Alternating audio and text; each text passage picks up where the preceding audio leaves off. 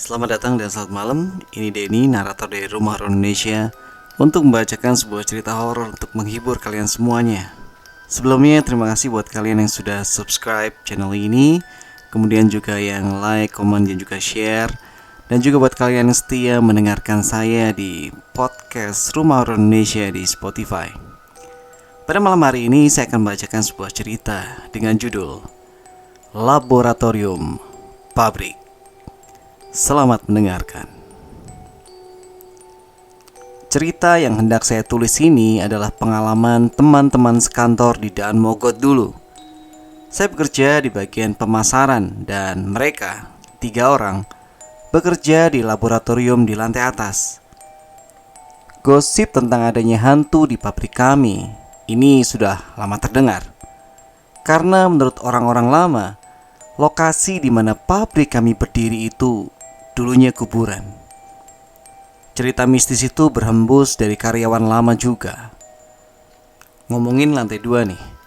Ada sebuah lorong panjang dengan kamar-kamar kosong, tempat penyimpanan arsip pabrik yang sepinya minta ampun.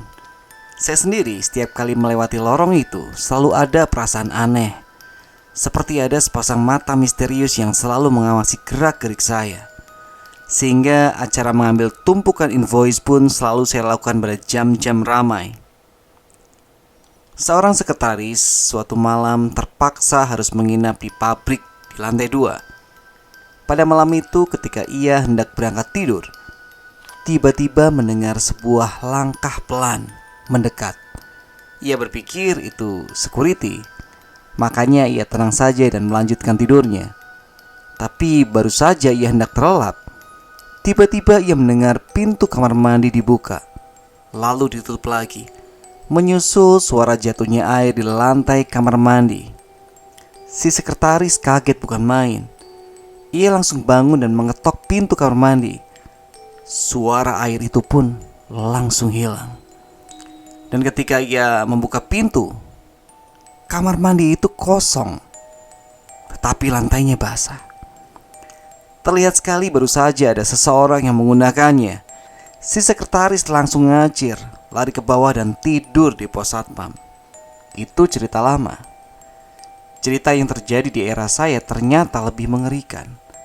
Ruang laboratorium di lantai atas itu terbagi 2.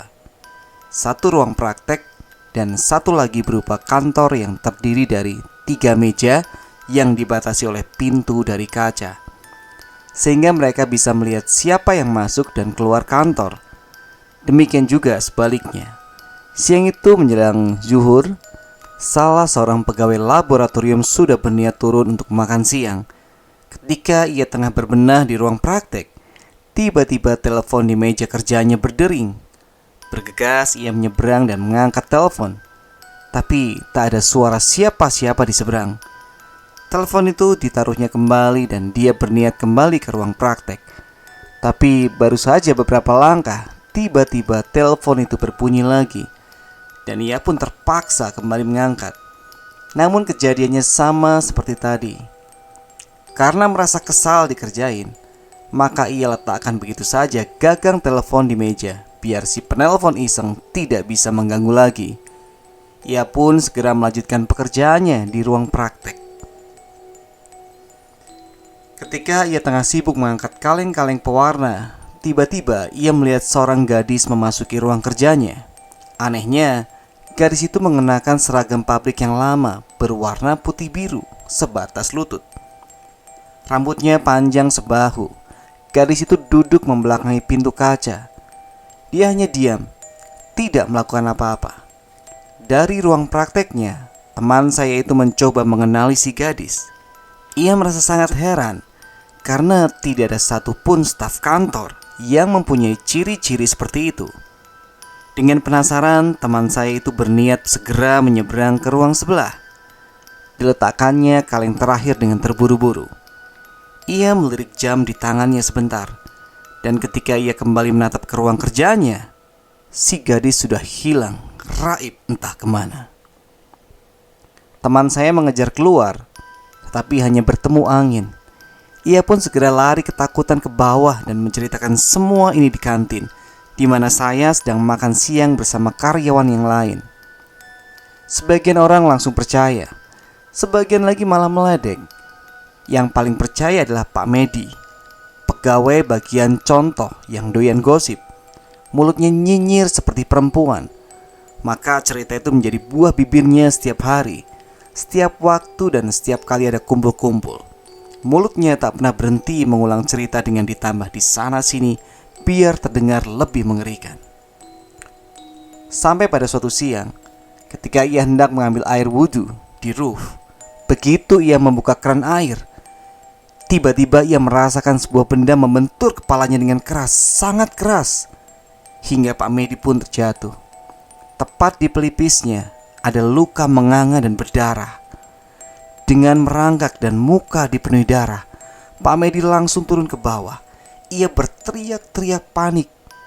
Seluruh pabrik pun geger. Beramai-ramai kita naik ke roof pabrik, namun tidak menemukan apapun yang mencurigakan. Tidak ada batang kayu, tidak ada besi, atau benda-benda tumpul yang sekiranya bisa dicurigai sebagai alat pemukul Pak Medi.